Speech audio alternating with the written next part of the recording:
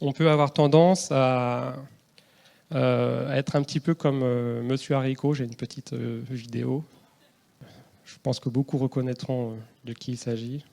Ça, c'est le chrétien qui attend le retour de Jésus. En gros, le sketch dure 10 minutes où il attend sans jamais rien prendre. Et on peut se sentir comme ça un peu, Jésus revient. Oui, bon, ça fait 2000 ans qu'il a dit je reviens bientôt. Donc, à quel moment on va reparler de ça comme un sujet important ? Et bien, justement, prophétiquement, je vous l'annonce, c'est un sujet extrêmement important aujourd'hui. C'est vraiment un sujet très important pour la saison dans laquelle on est.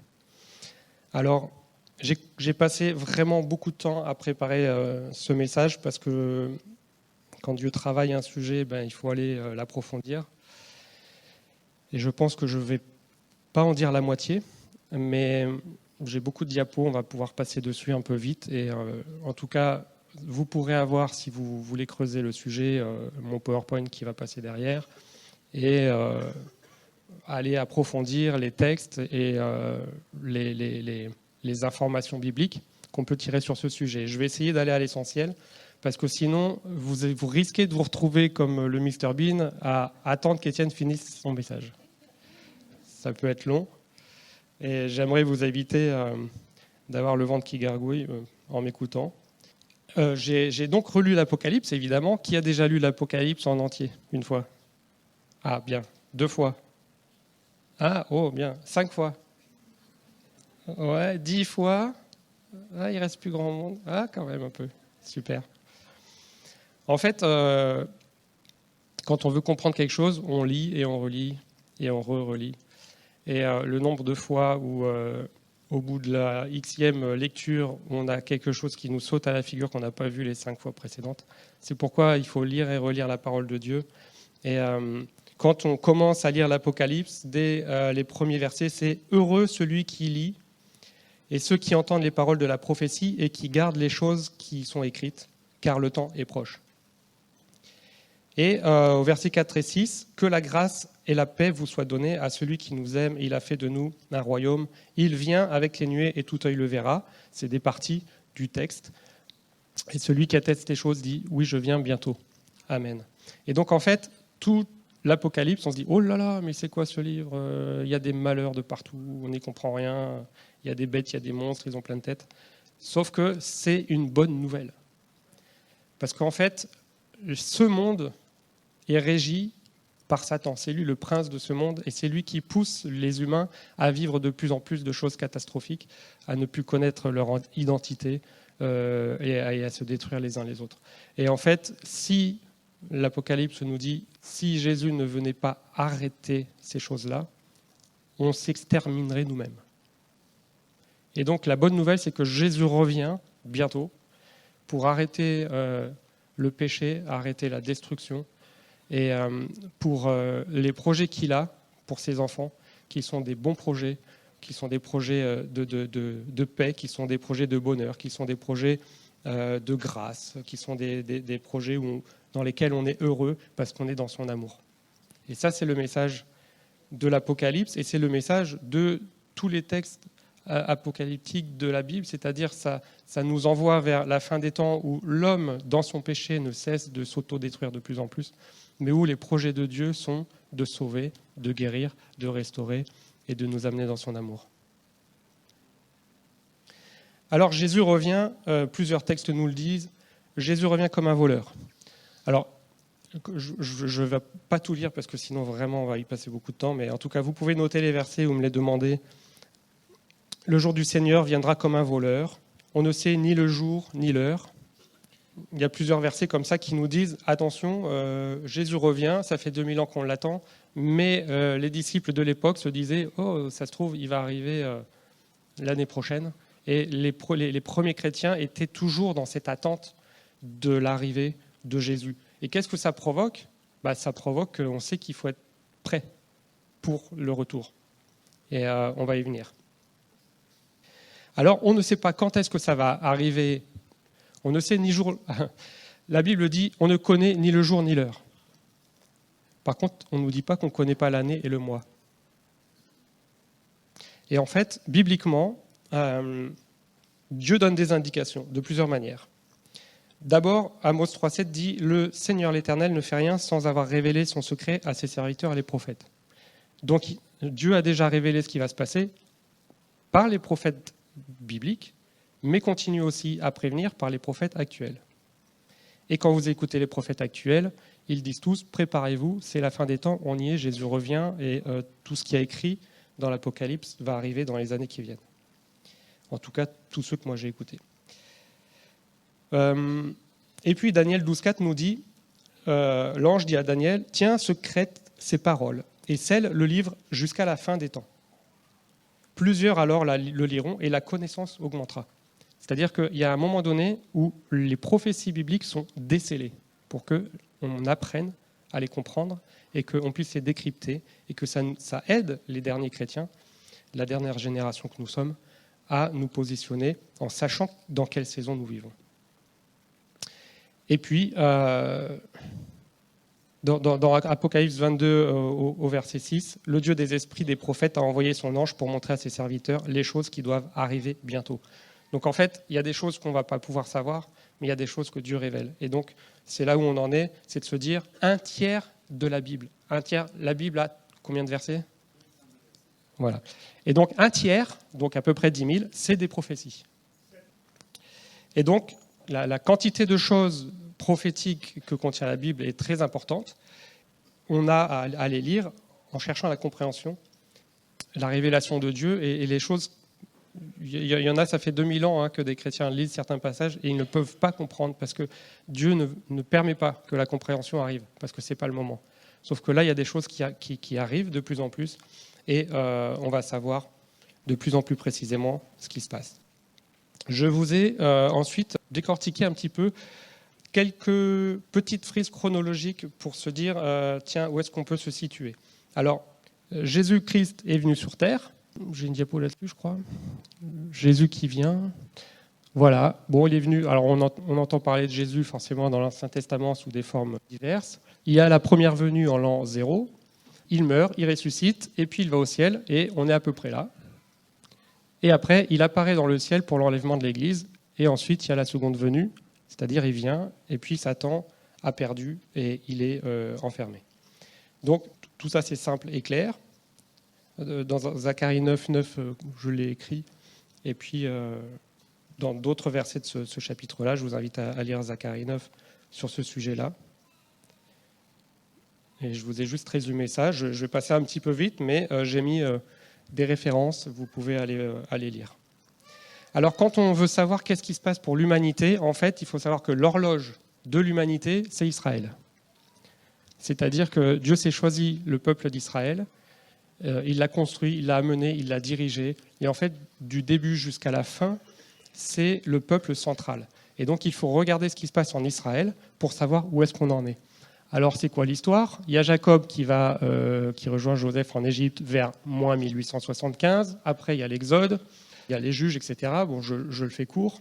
Et Israël n'existe plus vraiment en tant que nation unie à partir du moment où il y a le schisme entre le Nord et Juda. Ensuite, il y a les déportations en Assyrie, puis à Babylone.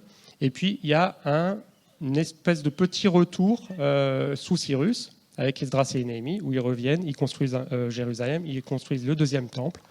Et puis, avec les Romains qui finissent par détruire le second temple, etc., en l'an 70, il y a une nouvelle dispersion dans les nations au 1er siècle. Et puis, jusqu'à 1900 ans plus tard, vous ferez le calcul plus fin, le retour des Juifs dans un État qui est créé en 1948. Donc là, quand on dit que la fin des temps, Israël va revenir, on y est. Israël est revenu, la nation est là. Et on attend les choses qui sont prévues pour le peuple d'Israël dans la fin des temps. Donc on en est entre 1948, c'est le début de la fin, on va dire, puisque c'est ça qui déclenche énormément de choses dans la suite quand on lit l'Apocalypse. Alors, je passe très vite, mais si on veut aller voir dans Daniel 2, il nous est parlé d'une grande statue qui a plusieurs matériaux. Et là, il est question de plusieurs empires, l'empire babylonien, l'empire médo-perse, l'empire grec, l'empire romain. Et il y a ensuite les pieds qui sont mélangés avec du fer et de l'argile. Et quand on va voir dans le détail, en fait, il s'agit de l'Empire romain qui est recréé avec des mélanges. Et de là va sortir l'Antichrist. Donc là, on y est, en fait. On est dans cette reprise de l'Empire romain avec l'Antichrist qui arrive. Et puis, on voit ensuite le millénium, qui est le règne de Christ sur Terre, une fois que ces empires sont passés. On a un peu la même chose dans Daniel 7, avec des animaux, où on retrouve, pareil, Babylone, les Perses, les Grecs, les Romains, mais on a des détails supplémentaires avec Rome qui est représentée par une bête avec 10 cornes, et on a des informations sur le fait qu'il y a une corne qui va devenir prédominante, etc. Donc tout ça, c'est des images de l'Antichrist qui arrive.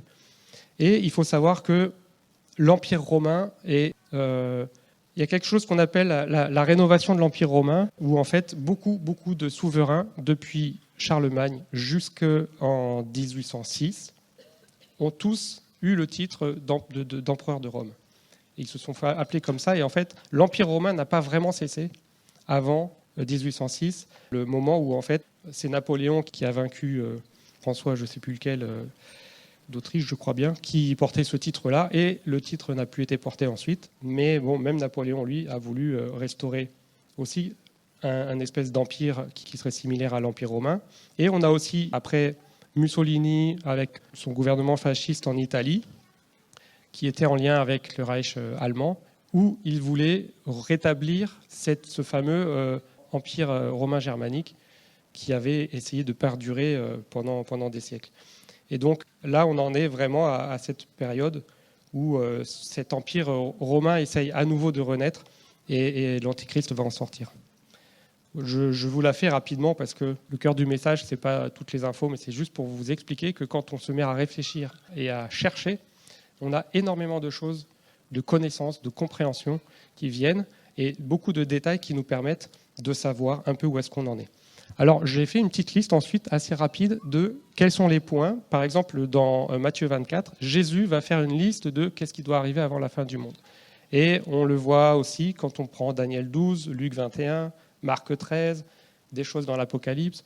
Quand on regarde, on peut avoir une liste et on va regarder un petit peu rapidement ensemble qu'est-ce qui semble être déjà là et qu'est-ce qui n'est pas là. Des épidémies, il y en a. Tremblements de terre, il y en a. Des phénomènes célestes, j'ai un peu mis de côté. Persécution des chrétiens. Il y a en fait, les chrétiens sont les plus persécutés au monde, c'est la religion la plus persécutée. Il y a des pays entiers avec des millions et des millions de chrétiens qui sont persécutés. Les trahisons entre les soi-disant chrétiens et leurs familles, ça existe. Il y a des pays qui disent s'il y a de la délation, si vous dites attention, mon père s'est converti, alors à ce moment-là, vous gagnez du crédit social et tout ça. On voit ça en Chine et dans d'autres pays. Donc ça existe déjà dans certains pays. Des faux prophètes qui séduisent beaucoup de personnes, j'en ai vu. J'étais au Togo, il y avait des énormes affiches, des 3x4 de faux prophètes en fait. Et puis il y a des milliers de personnes qui viennent les écouter. Ils font des choses, ils font des prodiges, mais c'est pas de Jésus-Christ, c'est des faux prophètes. L'iniquité accrue, là je vous fais pas un dessin, il y en a partout. La charité qui refroidit, c'est-à-dire quelque chose vraiment dans l'égoïsme, l'égocentrisme, donc tout ça on y est. Après la liste continue. La bonne nouvelle du royaume est prêchée dans le monde entier. Alors je pense qu'on n'est vraiment pas loin. Après il y en a qui chipotent à dire oui mais il y a peut-être des petits villages au fin fond de l'Amazonie.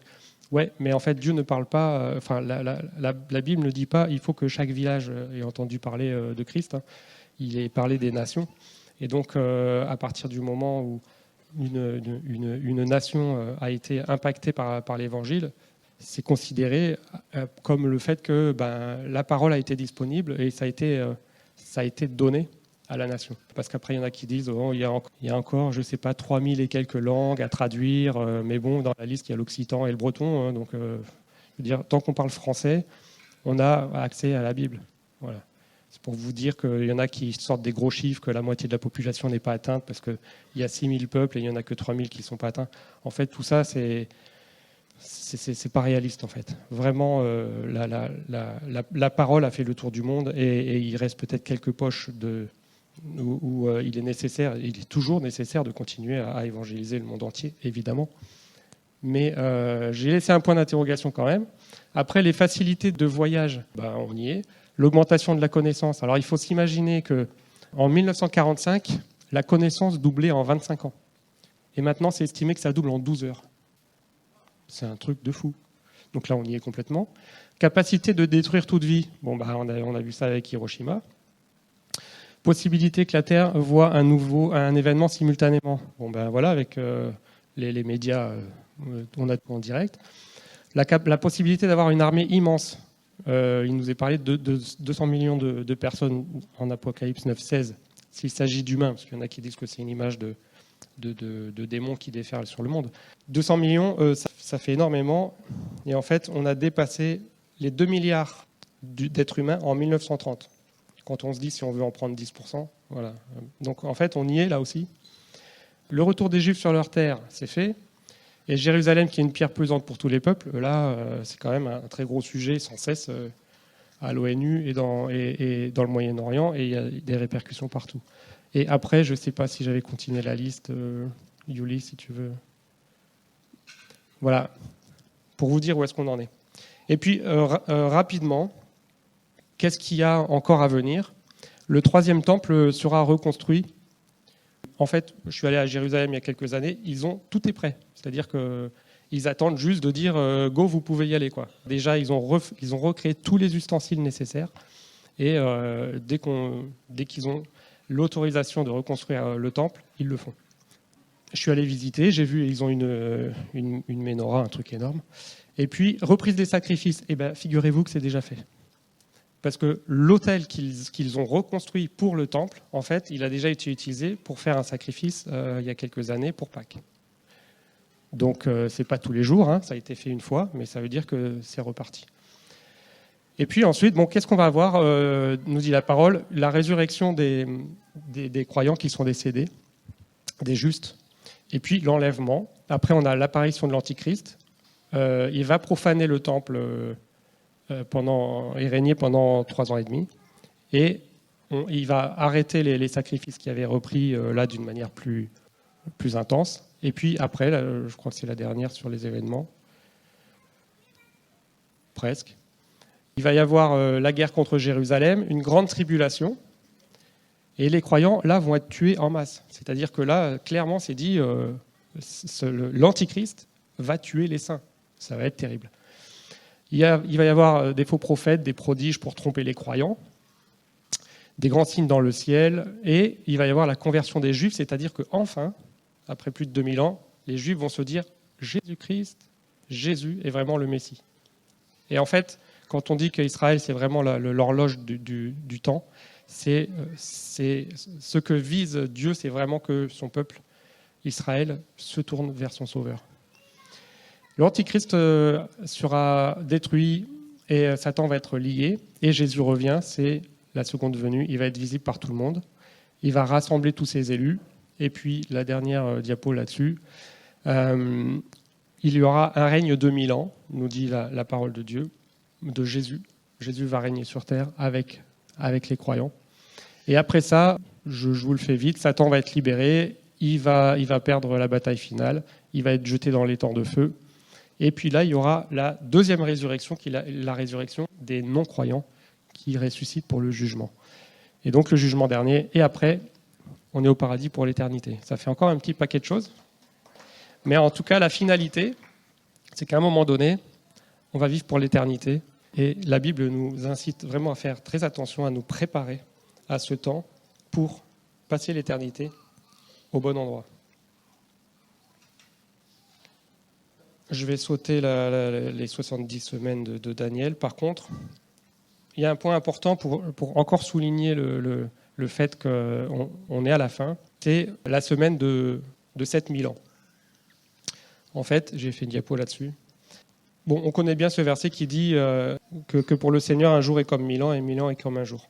Et en fait, c'est très simple quand on regarde la chronologie, qu'il y a 4000 ans entre Adam et Jésus, et qu'il y a 2000 ans entre la venue de Jésus et là où on en est, et qu'il est prévu le millénium. Et le millénium, c'est quoi ? Oh Seigneur. Le millénium, c'est le temps de repos que Dieu nous a promis. Le 7e jour. Jésus-Christ. Les 2000 ans sont là. Ils sont terminés.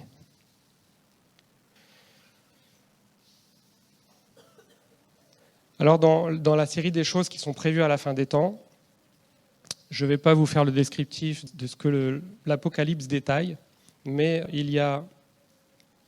dans le ciel, il y a des sceaux qui sont ouverts et qui sont des manifestations célestes, pour la plupart sont des jugements de Dieu contre les hommes, où il va se passer des choses assez terribles, avec beaucoup de violence, avec des famines, il y a des passages où on nous dit qu'il y a un quart de la terre qui meurt.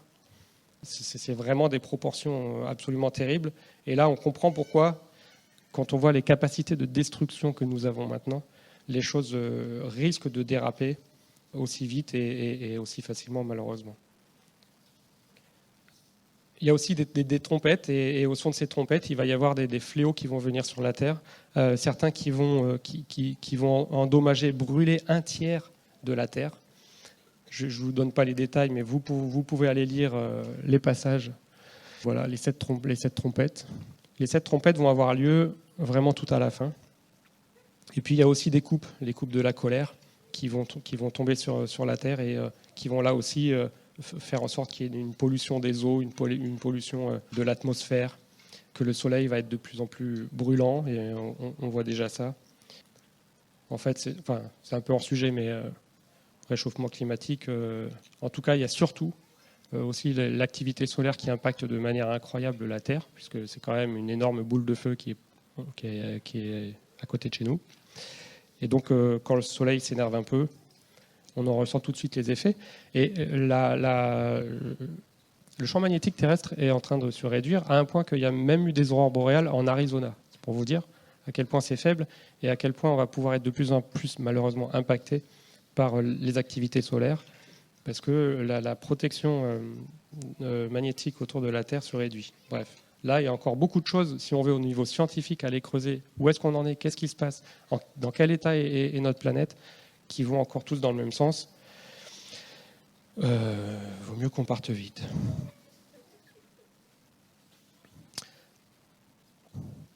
Je vais balayer quelques petites choses concernant les événements dans le monde, c'est-à-dire dans quel état vont se retrouver les chrétiens en particulier, ou les non-chrétiens aussi. Matthieu 4, versets 1 à 4, nous dit dans les derniers temps, quelques-uns abandonneront la foi pour s'attacher à des esprits séducteurs, à des doctrines de démons, par l'hypocrisie de faux docteurs, portant la marque de la flétrissure dans leur propre conscience, prescrivant de ne pas se marier, de s'abstenir d'aliments que Dieu a créés, pour qu'ils soient pris avec action de grâce, pour ceux qui sont fidèles qui ont connu la vérité. En fait, j'écoute des prédicateurs de plusieurs pays, et vraiment, j'entends de plus en plus d'hérésies sur les réseaux sociaux. C'est abominable, vraiment. Des pasteurs de grandes églises, mais qui disent n'importe quoi. C'est de l'hérésie, c'est-à-dire que c'est de la fausse doctrine, c'est du mensonge. On est en train de dire à des gens, la Bible dit, et en fait, c'est faux.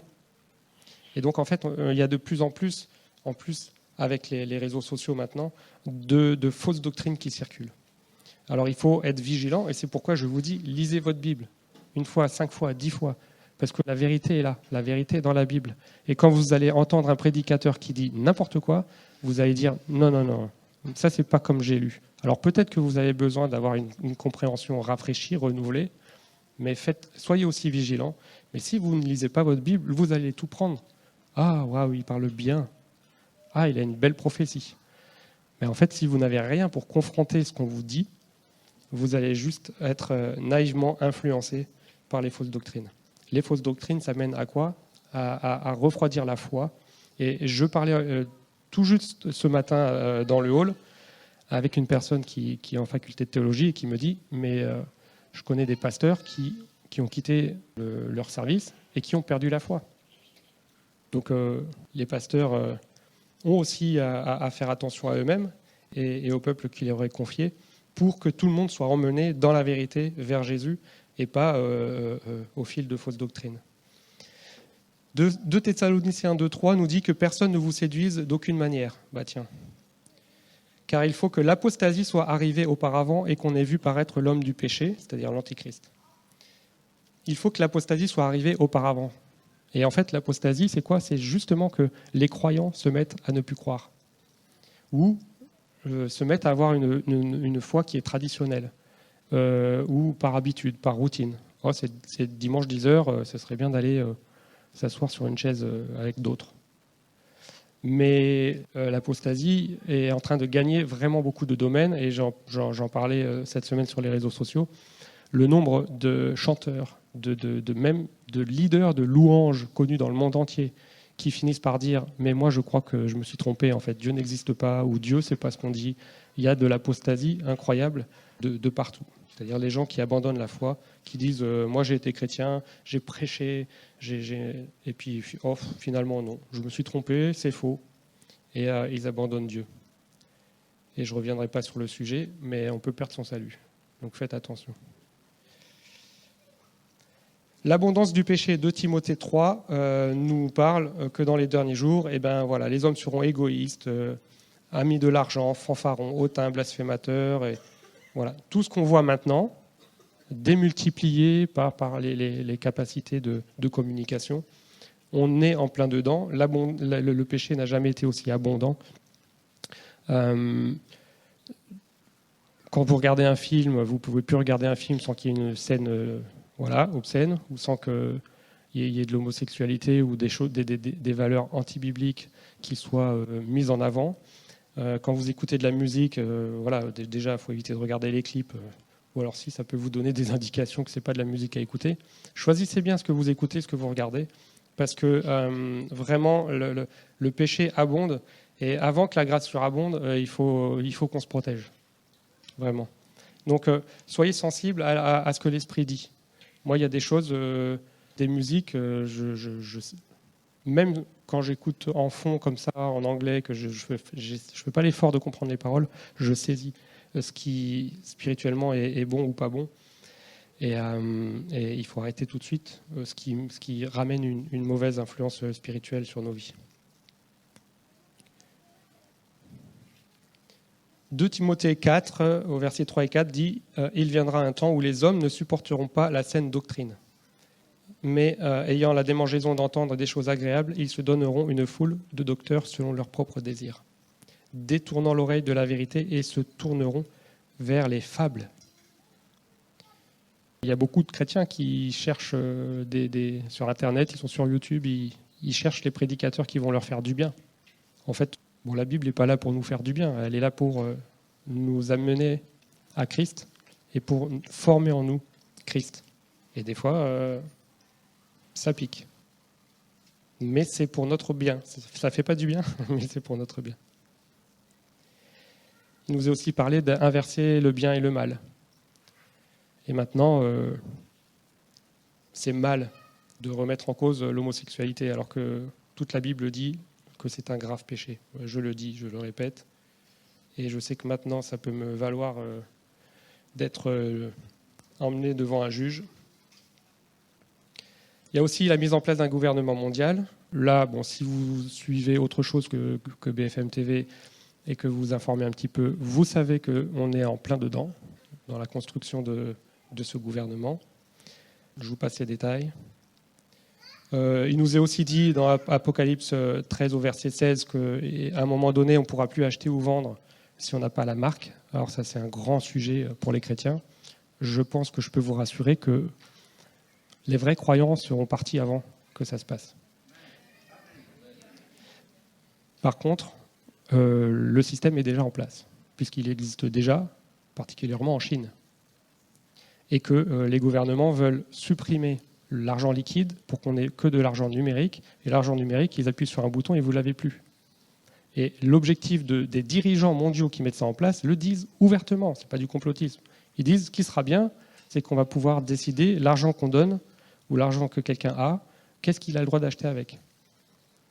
Donc si à un moment donné on dit vous n'avez plus le droit d'acheter de steak, il faut acheter des sauterelles, et vous ne pourrez plus acheter de steak, vous serez obligé d'acheter des sauterelles. Ou alors on vous dira, on vous a donné de l'argent, par contre, dépêchez-vous de le dépenser parce que le mois prochain, on vous le fait disparaître. Tout ça, c'est dit. Et les dirigeants mondiaux qui poussent tous les gouvernements occidentaux disent, notre exemple, c'est la Chine. Ils font déjà tout ça. Enfin bref. Juste pour vous prévenir que tout est là et que tout pousse à rentrer dans ces derniers jours qui vont être terribles, et où je vous invite vraiment, ce matin c'est une prédication de bonnes nouvelles, parce que tout ce qui va arriver, en fait, la colère de Dieu contre Satan et contre l'humanité déchue, on y échappe lorsqu'on est vraiment disciple du Christ. Il y a une autre fausse doctrine que je veux souligner ce matin par rapport à la fin des temps.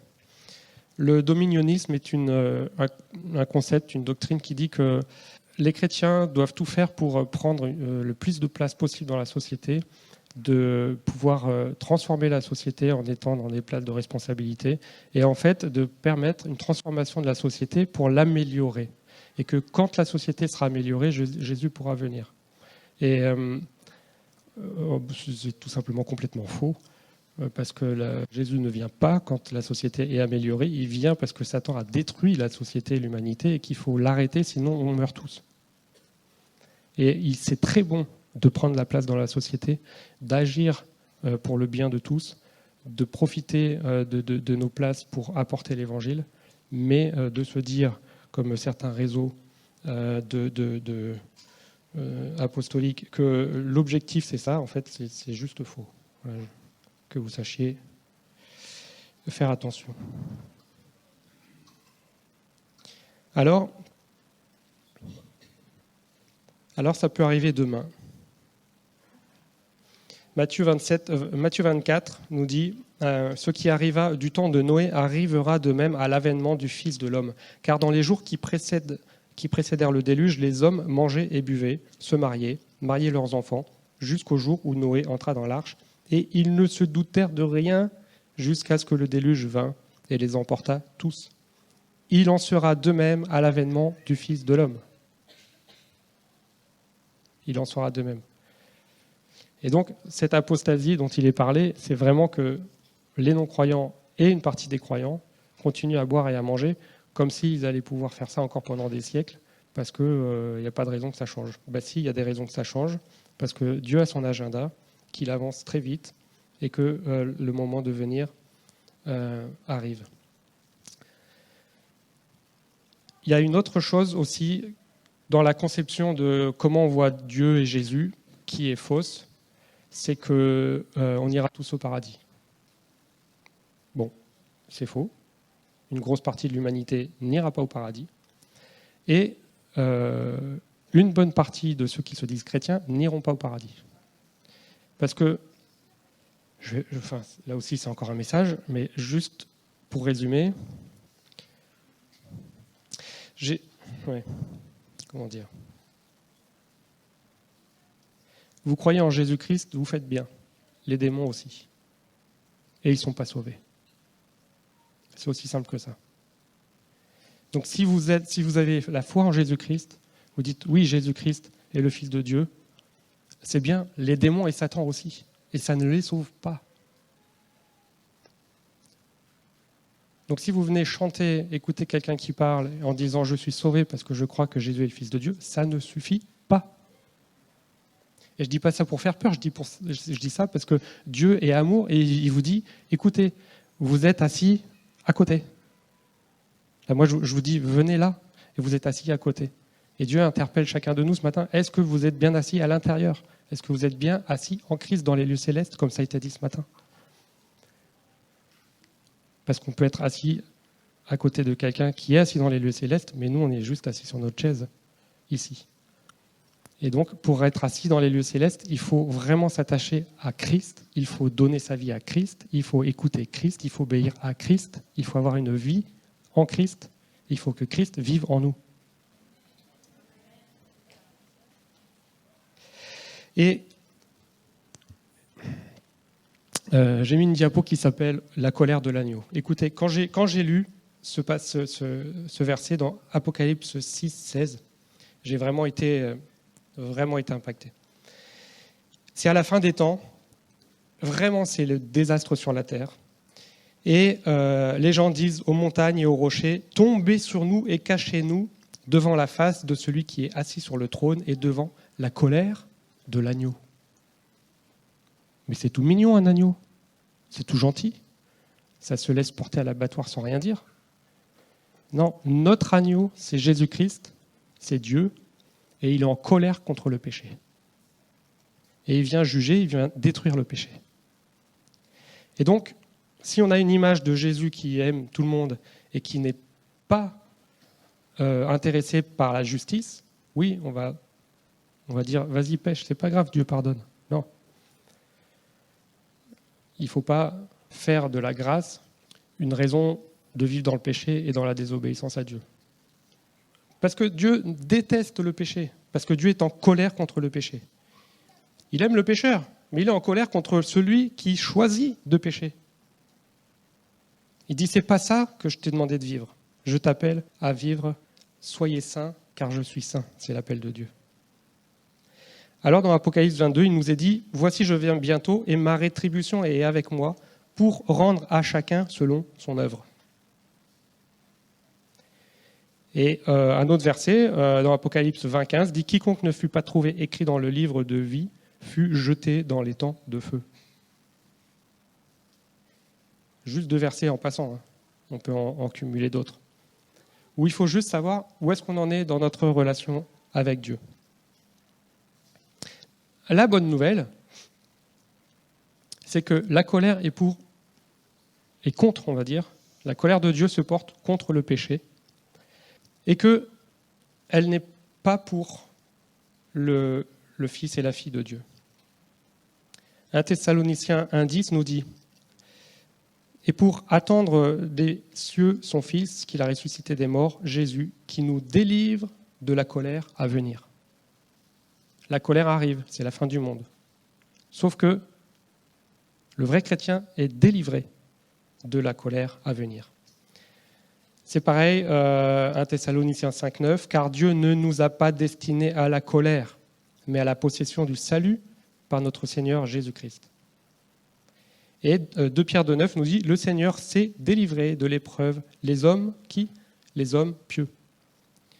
Et réserver les injustes pour être punis au jour du jugement. Et puis, juste là-dessus, avant de... Il faudrait que je conclue quand même. Ça va venir. Ça, personne n'est allongé dans l'herbe à regarder les nuages. Là. J'étais déjà interpellé parce qu'on dit, en Luc 4, Jésus commence son ministère, il ouvre le rouleau à Ésaïe 61 et il lit le texte. Et il lit le texte, pas jusqu'au bout. Il lit le texte, pas jusqu'au bout.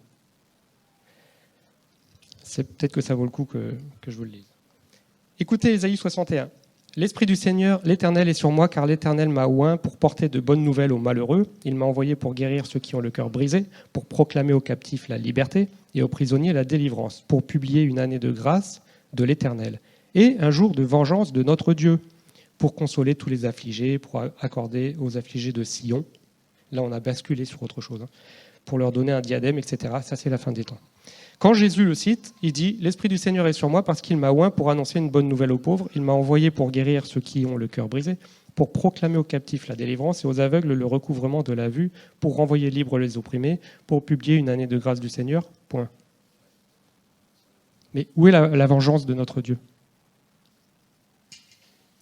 Jésus est venu pour la période où la grâce, l'Église est là, et ce n'est pas la période de la colère. Et donc, il va retirer son Église avant la période de la colère. Sauf que son Église, c'est ceux qui sont prêts à être enlevés. On va être enlevés dans la gloire, ouais. Peut-être qu'on va mourir et puis qu'on va ressusciter. Peut-être que, et je le pense, beaucoup d'entre nous vivront l'enlèvement sans mourir, parce que les temps sont proches. Et Jésus dit dans Jean 14, « Que votre cœur ne se trouble pas, croyez en Dieu, croyez aussi en moi. Il y a beaucoup de demeures dans la maison de mon Père. Si ce n'était pas le cas, je vous l'aurais dit. Je vais vous préparer une place. Et puisque je vais vous préparer une place, je reviendrai, je vous prendrai avec moi, afin que là où je suis, vous y soyez aussi. » Ça, mais quelle espérance incroyable, quoi. Quelle espérance incroyable. Par contre, qui va être pris ? Qui va être pris c'est les vrais enfants de Dieu. C'est ceux qui suivent le Christ. Et, excusez-moi de vous le dire, mais on pointe souvent du doigt l'Église catholique en disant « Regardez, c'est de la tradition, non, non, non. Ils viennent là, c'est froid. » Attendez, la tradition évangélique n'est pas mieux. Parce que sous des apparences de modernité, avec une compréhension, on a dépoussiéré le truc, on a des bâtiments qui n'ont pas 400 ans. Il y a une tradition évangélique qui fait qu'on peut complètement vivre dans la religion, mais sans vivre la relation. Et ceux qui vont partir avec le Christ sont ceux qui vivent vraiment la relation. C'est pourquoi ce matin, je suis là pour vous inviter à fermir votre relation avec votre Dieu et à travailler à votre salut. Matthieu 7, 21 nous dit « Ceux qui me disent Seigneur, Seigneur n'entreront pas tous dans le royaume des cieux, mais celui-là seul qui fait la volonté de mon Père. » Dans un autre verset, Matthieu 7, les versets d'après, il dit au verset 23 « Je vous dirai », il y en a qui disent « Oh, mais on a prophétisé, en ton nom on a chassé les démons. » Et il dira « Je ne vous ai jamais connu, retirez-vous de moi. » Oh, je ne veux pas entendre ça, moi. Et puis, il y a évidemment la parabole des vierges, Matthieu 25. Il y a 10 vierges. Elles sont toutes à attendre l'époux. C'est des croyants. Les vierges sont là, elles savent qu'il y a l'époux, il existe. Elles savent qu'il vient. Il y en a 5 qui partent avec lui, il y en a 5 qui ne partent pas avec lui. Et pire encore, quand elles arrivent en retard, elles toquent à la porte et Jésus leur dit quoi ? Je vous dis en vérité, je ne vous connais pas. C'est dur. Ce que Dieu nous appelle à vivre, c'est la connaissance mutuelle. Je connais Dieu, il me connaît, et nous avons une relation. Si je discute avec Karine, elle me parle, je lui parle, elle m'ouvre son cœur, je lui ouvre mon cœur, on se connaît. Si on est juste là à se croiser dans le hall dimanche après dimanche et que jamais on se parle, je sais que Karine existe, par contre je n'ai pas de relation avec. Et donc si à un moment donné elle me dit « Oh, je pars à Honolulu et moi j'aimerais partir avec elle », si j'ai une relation, elle va peut-être me dire « Je te paye le billet ». C'est prophétique, non ? Si je la connais pas, elle va pas venir « Étienne, je te paye le billet pour Honolulu ». C'est pareil. C'est bien d'avoir de la connaissance, c'est pas ça qui sauve. Donc vraiment, avec cet exemple des vierges sages et folles, c'est encore un moyen dont Dieu se sert pour nous dire « Là, attendez-moi avec une relation, vraiment, où vous vous laissez connaître et je me fais connaître à vous. » Alors, pour conclure, en général, on dit ça 5 pages avant la fin, comme ça vous fait patienter. Je vais conclure. Je vais conclure bientôt.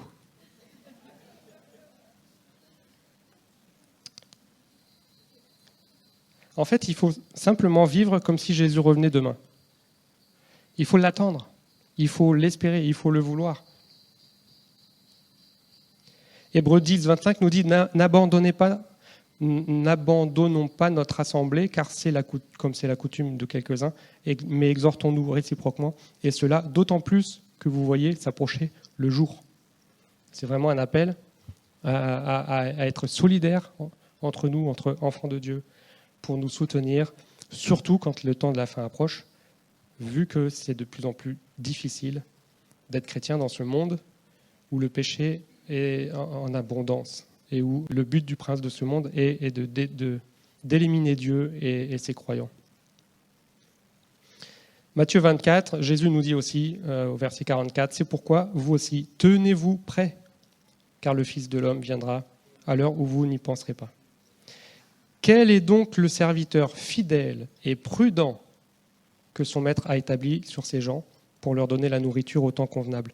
Heureux ce serviteur que son maître, à son arrivée, trouvera faisant ainsi.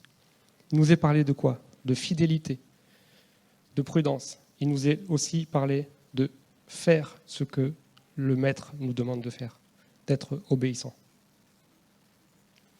2 Pierre 3,11 nous dit « Puisque donc toutes ces choses doivent se dissoudre, qu'elles ne doivent pas être la sainteté de votre conduite et votre piété. » Et 2 Pierre 3, 14, quelques versets plus loin. « C'est pourquoi, bien-aimés, en attendant ces choses, appliquez-vous à être trouvés par lui sans tache et irrépréhensibles dans la paix. » C'est pas on est un peu gris, plein de taches, et puis Dieu va nous emmener, il va nous donner des nouvelles robes blanches. Oui, c'est vrai. Mais il nous demande déjà de nous appliquer maintenant à tout faire pour être trouvés sans tache, aujourd'hui sur terre. 2 Pierre 3, toujours un peu plus loin, verset 17. « Vous donc, bien-aimés qui êtes avertis, mettez-vous sur vos gardes, de peur qu'entraînés par l'égarement des impies, vous ne veniez à déchoir de votre fermeté. » Là aussi, c'est attention à ne pas perdre votre foi à cause du monde qui nous entoure. Mais croissez dans la grâce et dans la connaissance de notre Seigneur et Sauveur, Jésus-Christ. Donc tout ça, ça nous appelle à nous préparer par la sanctification, c'est-à-dire on veut mettre de côté le péché, on veut mettre de côté tout ce qui est déchu dans ce monde, on veut vivre quelque chose qui est saint. On veut se mettre à part. On vit dans le monde, mais on n'est pas de ce monde. On ne se laisse pas influencer par les esprits de ce monde qui nous poussent dans des mauvaises pensées, dans des choses fausses et dans le péché. Mais on se met à part et on veut vivre différemment, on veut vivre une vie qui ressemble à ce que Jésus-Christ aurait vécu, Jésus, l'homme sans péché. Il y a encore plusieurs versets, mais bon, ils sont un peu longs, je ne vais pas tout lire. Je ne sais pas si j'avais les Luc 21, 2 Pierre 1. Voilà, comment bien se préparer. Veillez et priez en tout temps, afin que vous ayez la force d'échapper à toutes ces choses qui arriveront. Voilà comment il nous est demandé de nous préparer. 2 Pierre 1. Il nous est demandé de fuir la corruption. De fuir la convoitise, de faire des efforts pour joindre à la foi la vertu, la connaissance, la maîtrise de soi, la patience, la piété et l'amour. Tout ça, c'est ce que la Bible nous dit de faire, de réaliser, de travailler. C'est un effort à faire parce que notre chair ne veut pas. Elle préfère se laisser faire par les émotions, par les sentiments, par tout ce qui est charnel. Et donc, on doit faire un effort sur nous-mêmes, par l'Esprit, par l'aide du Saint-Esprit qui vient nous inviter, nous pousser à vivre les choses bonnes. Et donc de chercher la connaissance de Jésus. Alors, 1 Timothée 4, « Exerce-toi à la piété ». Là aussi encore, on nous parle de « nous travaillons et nous combattons ». Ça ne se fait pas tout seul, c'est un choix et c'est un travail d'avancer sur le chemin que Dieu nous appelle à vivre. Par contre, Apocalypse 16,15 nous dit « Voici, je viens comme un voleur, heureux celui qui veille et qui garde ses vêtements afin qu'il ne marche pas nu et qu'on ne voit pas sa honte. » Il nous a appelés, il nous est dit de veiller et de nous vêtir du Christ, en définitive. Alors voilà, j'espère que j'ai endormi personne. Je ne sais pas si je peux avoir un petit fond, Julie, s'il te plaît. J'aimerais qu'on puisse juste prendre un petit temps d'introspection. Il y a eu beaucoup d'informations. Je vous répète, hein, si vous voulez les infos, le PowerPoint ou quoi, je peux vous le donner. Mais le message, c'est vraiment préparez-vous, quoi. En fait, le message, c'est on n'est pas là pour rigoler. Il y a un vrai combat. L'enjeu du combat, c'est nos vies. Il y a le diable qui nous veut, il y a Dieu qui nous veut, et il y a ce choix à faire. Est-ce que je me laisse couler, je me laisse faire par le monde, et je ne sais pas ce qui va m'arriver, mais la Bible ne me prévoit pas des choses très, très joyeuses.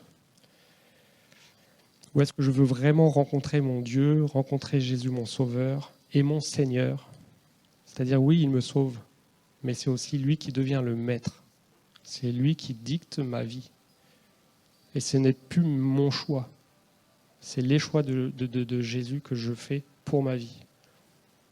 Et je vais pas aller prendre un travail parce que je veux un CDI et puis être bien sécurisé. Non, je veux prendre le travail que Dieu a prévu pour moi. Ou je veux refuser un travail parce que Dieu me dit c'est pas là que je te veux. C'est dans l'obéissance quotidienne à ce que le Saint-Esprit nous dit qu'on vit cette relation et qu'on vit cette vie de sanctification et qu'on vit cette vie d'alignement avec le Père et qu'on va pouvoir être enlevé, qu'on va pouvoir ressusciter pour les choses glorieuses qui sont prévues pour les enfants de Dieu.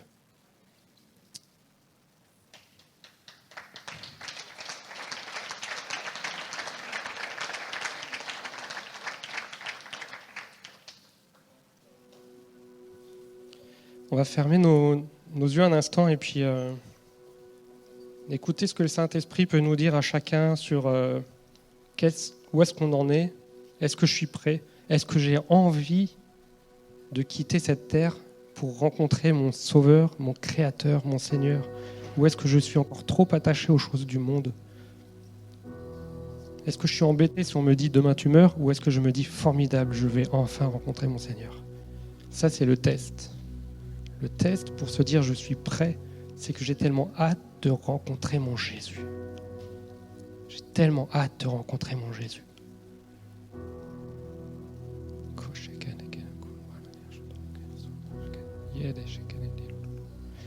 Il a tellement de belles choses, de bonnes choses pour nous en réserve dans son amour que je ne veux pas passer à côté. Certainement pas.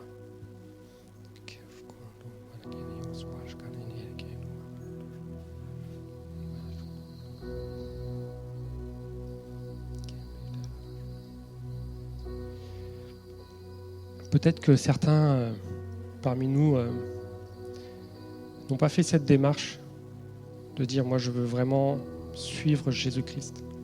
Je veux être sauvé, je veux vivre l'éternité avec lui. Et c'est l'opportunité ce matin de pouvoir vous manifester, de pouvoir prendre cette décision, de pouvoir dire à Dieu oui, je crois que Jésus-Christ est venu pour me sauver, que c'est par lui que j'ai la vie éternelle, que je suis lavé de mes péchés, que je suis transformé en quelque chose de bon.